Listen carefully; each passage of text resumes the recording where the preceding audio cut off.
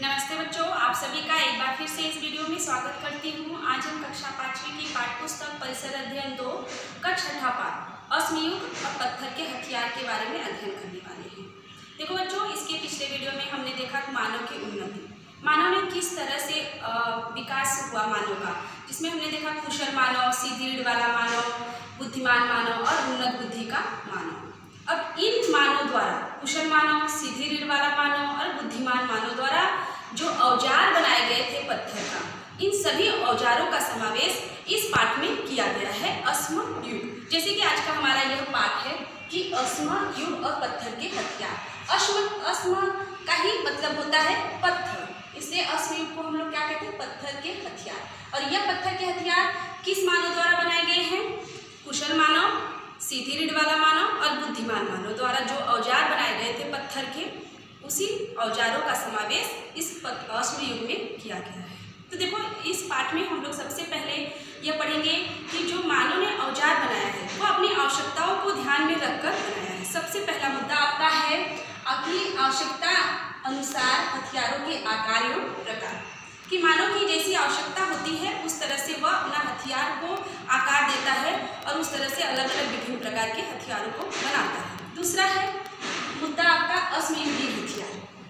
इन दो मुद्दों का समावेश इस पाठ में किया गया है। तो सबसे पहले हम देखेंगे पहला पॉइंट, आवश्यकता अनुसार हथियारों के आकार प्रकार। देखो बच्चों, जैसे कि हमारी आवश्यकता होती है उस तरह से हम साधन का निर्माण करते हैं। जैसे मान लीजिए अगर जमीन के अंदर कोई चमकती हुई चीज, कोई गड़ी हुई आपको दिखाई देती है थोड़ी सी, तो हम सबसे पहले हम किन साधनों का उपयोग करेंगे? तो शायद अगर हमारे आसपास कोई साधन नहीं है, तो अगर हमें लगता है कि ये हम अपनी उंगली की सहायता से निकाल सकते हैं, तो सबसे पहले हम अपनी उंगली का प्रयोग करेंगे उस चमकती हुई चीज को निकालने के लिए। तो मान लो अगर उंगली से भी नहीं निकला तो हम किसका उपयोग करेंगे? आसपास में अगर कोई कठोर लकड़ी है उसका प्रयोग करेंगे, मिट्टी को खरोचेंगे, फिर नहीं निकलता है। मान लो अगर हम बहुत प्रयास करने के बाद भी हम लकड़ी से भी उस चमकती हुई चीज को नहीं निकाल पा रहे, तो फिर हम किसका उपयोग करेंगे? आसपास में जो उपलब्ध पत्थर है उससे शायद हम निकाल पाए। मान लीजिए अगर प्रयत्न करने के बाद, बहुत कोशिश के बाद भी वह पत्थर से भी वो चमकती हुई चीज हम नहीं निकाल पा रहे, फिर हम किसका उपयोग करेंगे? लोहे के सरिये का। तो शायद लोहे के सरिये से वह चमकती हुई चीज को हम निकाल सकें।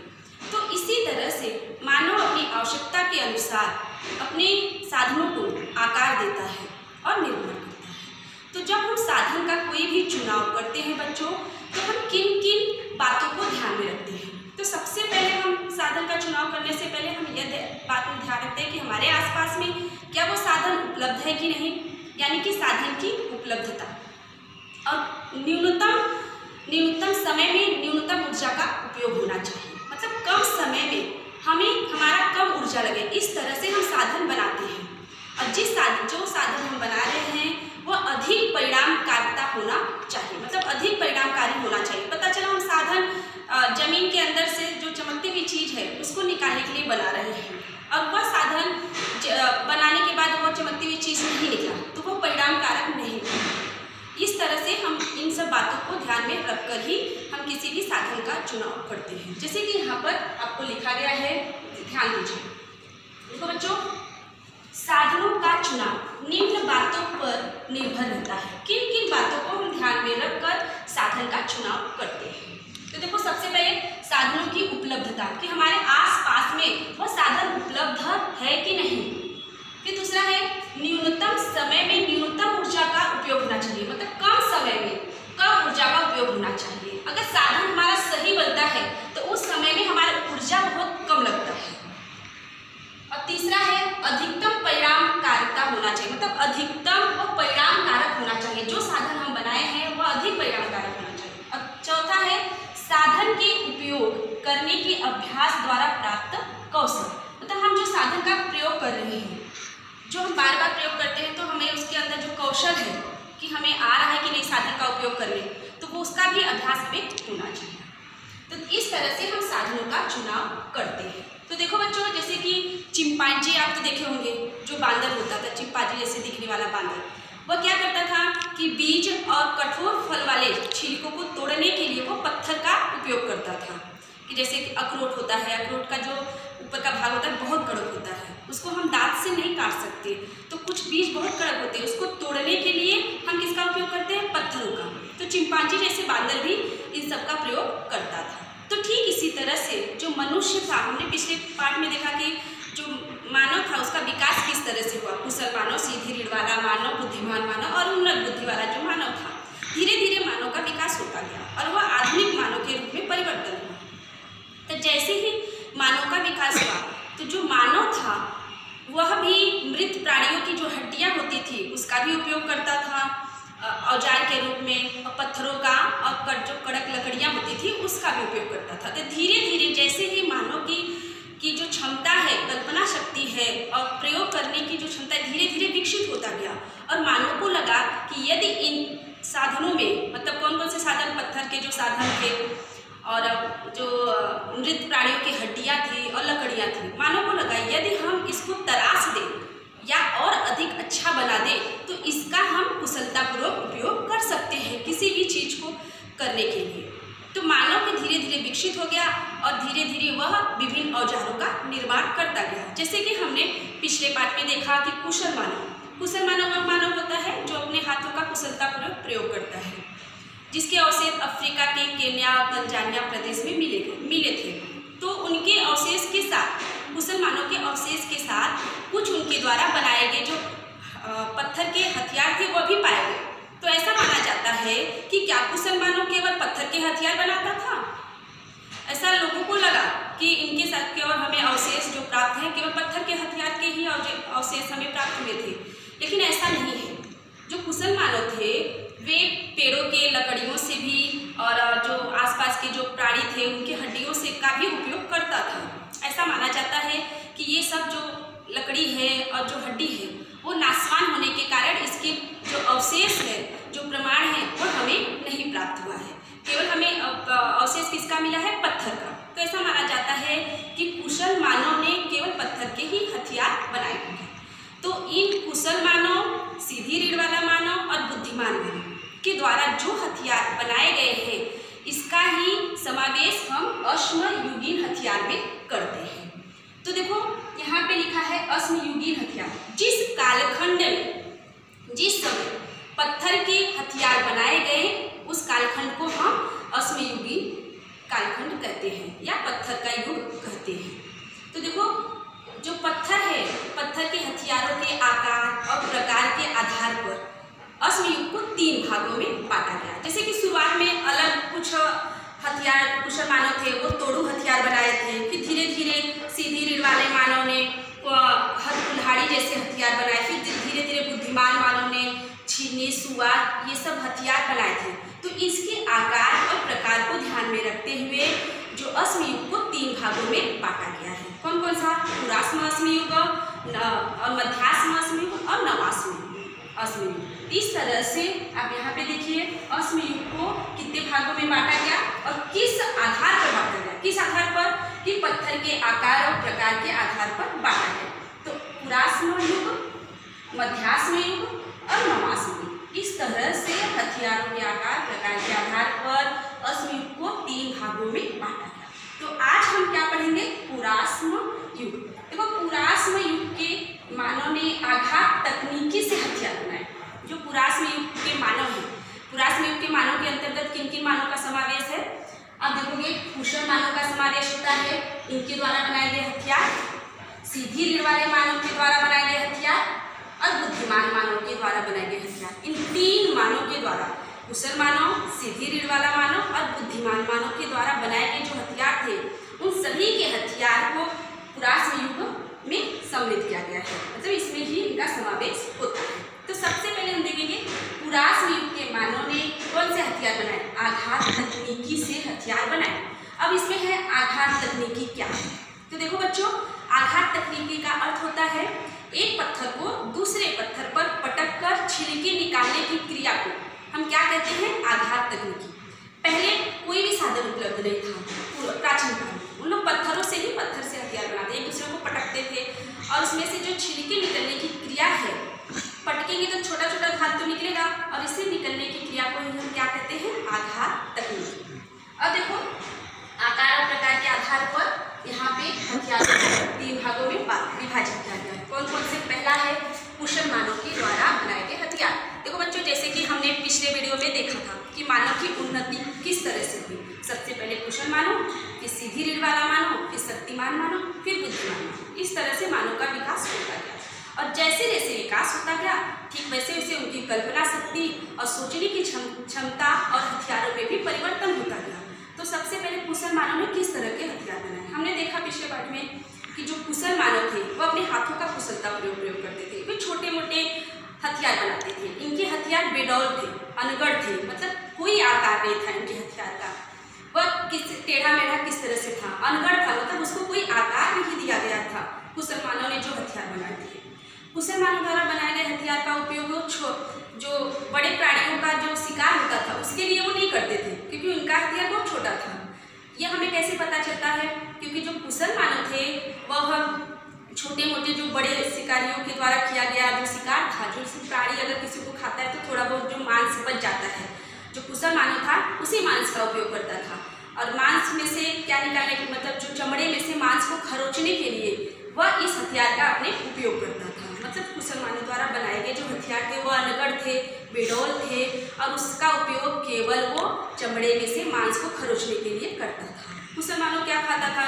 हम लोग पिछले पाठ में देखे कि पक्षियों के अंडे, कंदमूल और जो यहाँ आसपास के परिसर में उपलब्ध था वो खाते थे कुशल मानव। तो यहाँ पे देखिए कुशल मानव ने किस तरह के हथियार बनाए। तो सबसे पहला है, देखिए बच्चों, इस मानव के हथियार बेडौल और अनगढ़ थे, मतलब बिना आकार के थे और अनगढ़ थे, मतलब उसमें कोई भी क्रिया नहीं किया गया था, जैसा था वैसे ही था।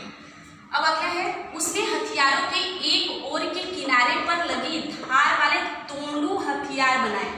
जैसे कि किनारे पर थोड़ा तेज धार होता है, थोड़ा सा नुकीला होता है, तो वो क्या होता है, उसको हम कौन से हथियार बोलते हैं? तोड़ू हथियार, जिसका वो तोड़ने के लिए या चमड़े में से मांस को खरोचने के लिए करते थे। बहुत ही पैनी धार वाली वो हथियार थी और पत्थर के छिलकों से रंदे बनाते थे। जैसे कि हमने पहला ही देखा कि जो पुराश्म युग है वह आघात तकनीकी के द्वारा जो हथियार बनाते थे। आघात तकनीकी क्या था? एक पत्थर को दूसरी पत्थर पर पटक कर निकलने वाले जो छिलके हैं, इसी क्रिया को हम आघात तकनीकी कहते हैं। तो जो छिलके होते थे उससे वो क्या बनाए? रंदे, एकदम तेज धार वाली रंदों का उन्होंने उपयोग किया। अब इसका उपयोग किस लिए करते थे? चमड़े में से मांस को खरोचने के लिए इस हथियार का उपयोग करते थे। और धीरे धीरे मानव और विकसित हो गया और वह किसमें बदला? सीधी रीढ़ वाले मानव। तो कुशल मानव का जब विकास हुआ और अधिक विकसित हुआ और सीधी रीढ़ वाले मानव के हथियार को बनाए। सीधी रीढ़ वाला मानव कैसा होता है? जो सीधे तल कर खड़ा होता है, वो अपने पैरों पर चल सकता है, उसे हम सीधी रीढ़ वाला मानव कहते हैं। तो जो सीधी रीढ़ वाला मानव था, इसके जो बनाए गए हथियार थे वह मतलब गढ़े हुए अच्छे से थे, वो अधिक विकसित था। और जैसे कि हमने पिछले पाठ में देखा कि सीधी रीढ़ वाले मानव ने अग्नि का उपयोग किया था, परंतु अग्नि उत्पन्न करने की तकनीकी इन्हें प्राप्त नहीं थी। तो ये जो सीधी रीढ़ वाला जो मानव है उन्होंने किस तरह के हथियार बनाए थे? हथ कुल्हाड़ी जैसे हथियार इन्होंने बनाया था। तो यहाँ पे देखिए पहला पॉइंट है, इस मानव द्वारा बनाए गए हथ कुल्हाड़ी और फरसा जैसे हथियार आकारबद्ध थे।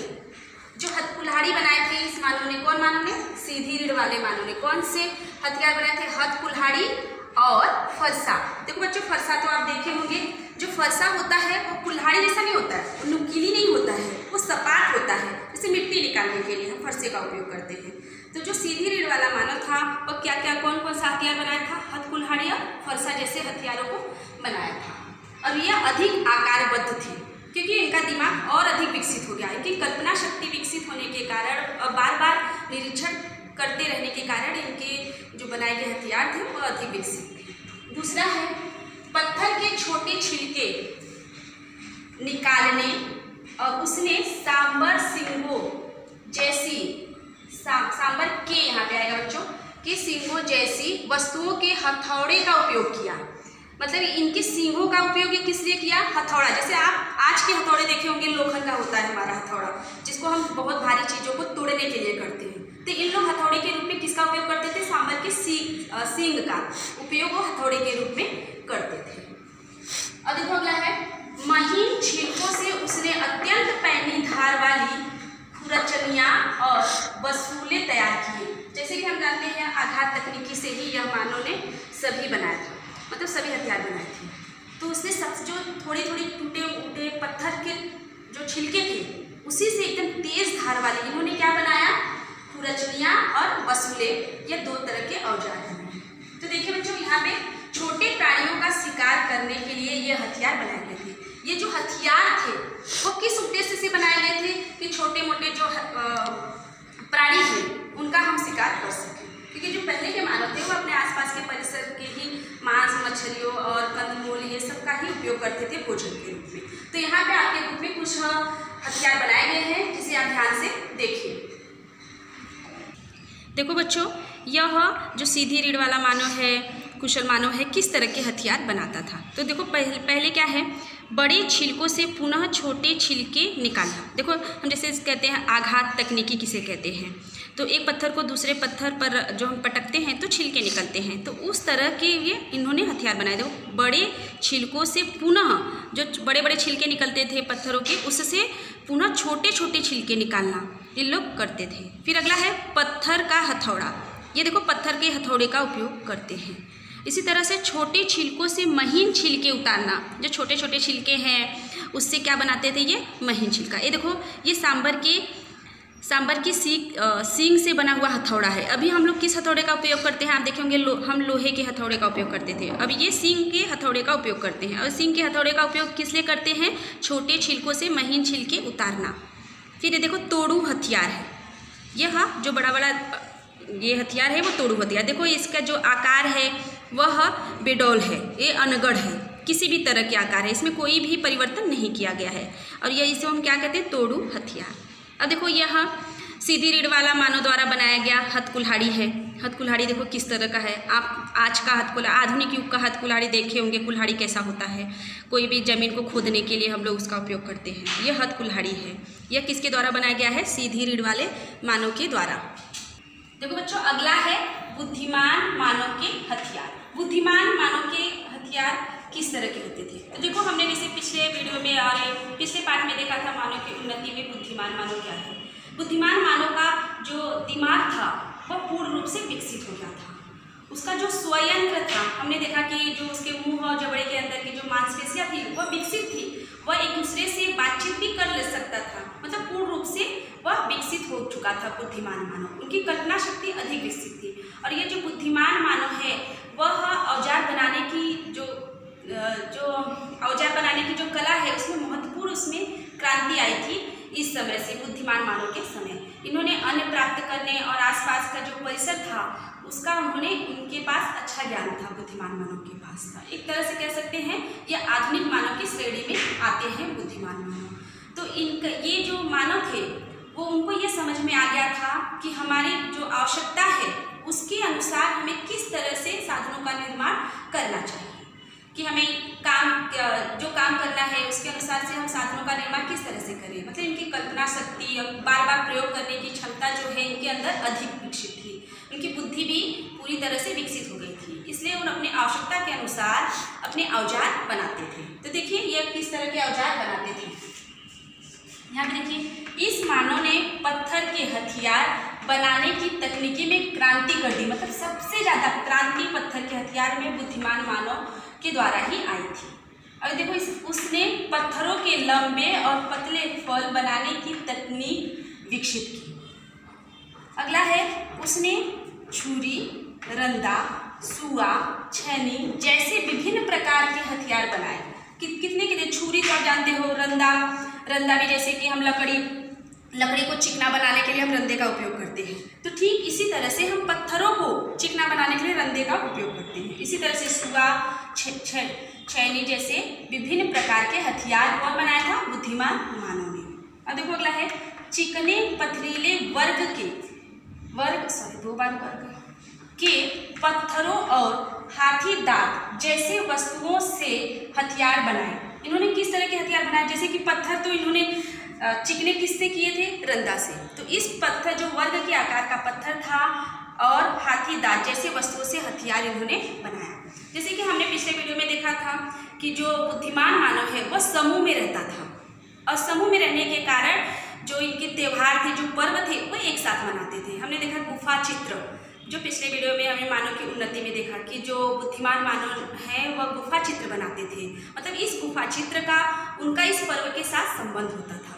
तो ये बुद्धिमान मानव थे, वह आधुनिक मानव ही एक तरह से कहलाएंगे। तो देखो बच्चों, आज का जो पाठ था अश्मयुग, इसमें हमने देखा कि कुशल मानव, सीधी रीढ़ वाला मानव और बुद्धिमान मानव द्वारा किस तरह के औजार बनाए गए और उस औजार का उपयोग हम किन किन साधनों के लिए, मतलब किन किन कामों के लिए करते थे, इसके बारे में हमने देखा। अश्मयुग के बारे में देखा कि अश्मयुग क्या है। जिस कालखंड में पत्थर के हथियार पाए जाते हैं उसे हम अश्मयुग कहते हैं। और अश्मयुग को कितने भागों में बांटा गया है और किस आधार पर बांटा गया। हमने देखा पत्थरों के आकार और प्रकार के आधार पर अश्मयुग को 3 भागों में बांटा गया है। पहला क्या है, पुराश्म युग, दूसरा क्या है, मध्याश्म युग और तीसरा क्या है, नवाश्म युग। जिसमें हमने क्या देखा, पुराश्म युग के बारे में देखा कि पुराश्म युग में किन किन साधनों का, किन किन पत्थरों के हथियारों का समावेश होता है। तो इसके बारे में हमने आज के वीडियो में अध्ययन किया। तो देखो बच्चों, आज की कक्षा के अनुसार आपको यह गृह कार्य दिया जाता है कि साधनों का चुनाव निम्न बातों पर निर्भर करता है। साधनों का जब हम चुनाव करते हैं तो किस आधार पर करते हैं। तो ये जो 4 मुद्दा है उसको आपको अपनी नोटबुक में लिखना है, गृह कार्य की बुक में, और यहाँ पे जो सब पढ़ाया गया है उसको आपको याद करना है और EVS 2 की नोटबुक में लिखना है। लिख करके आपको शुक्रवार और शनिवार को अपने ग्रुप में भेजना है। अगले वीडियो में हम फिर मिलेंगे। धन्यवाद।